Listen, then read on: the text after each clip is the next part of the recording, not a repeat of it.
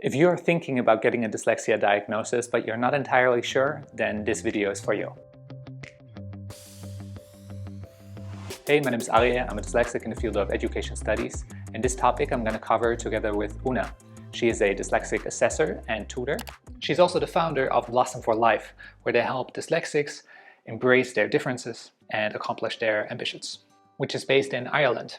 She is dyslexic herself as well, and together we're going to cover the following topics. Una is going to tell us something about the resources that become available through an assessment. We're going to have a look at the impact on self-esteem.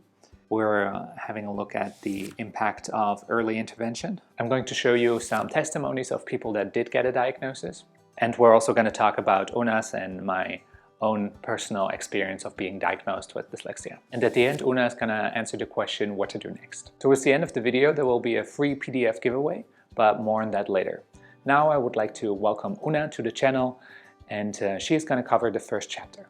Thanks a million for the introduction, and I'm delighted to be a part of this video. Undertaking an initial assessment helps students gain access to resources, either in schools, colleges, or in corporates and in workplaces. Once a student has been diagnosed with dyslexia or other learning difficulty, they can then gain access to resources such as laptops, pieces of technology, software, hardware, and additional resources that they may find useful for them. Contrary to what people tend to believe, the label of dyslexia can be experienced as a protective factor against low self-esteem. For example, in this study, the participants reported that their self-esteem increased after a diagnosis.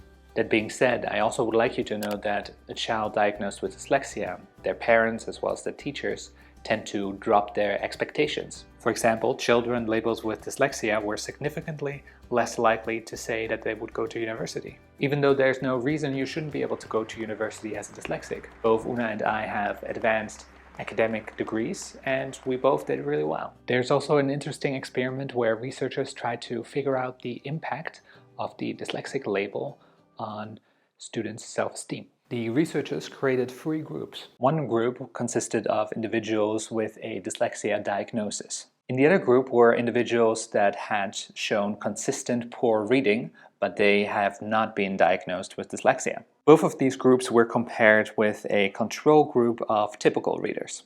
The group of poor readers and the group of poor readers that also had a dyslexia diagnosis both had lower self-esteem and lower ratings on well-being.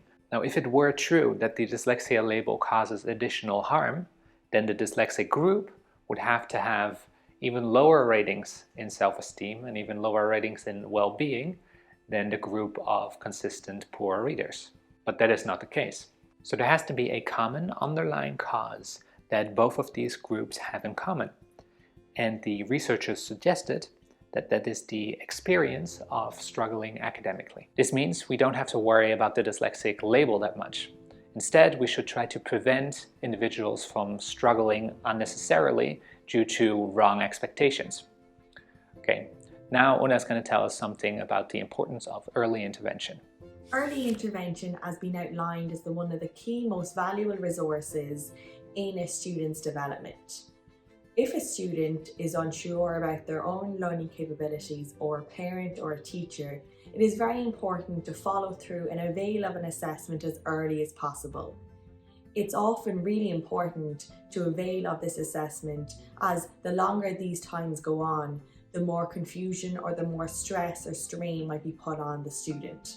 So therefore, if you're watching this video and you're unsure yourself or you're unsure about another person, it's often really useful to just avail of an assessment and seek out an education psychologist as early as possible, as early intervention is key. Now I would like to show you testimonies of people who actually have been diagnosed with dyslexia, and we're going to take a look at how they feel about it. All of these little testimonies are actually comments from my YouTube channel.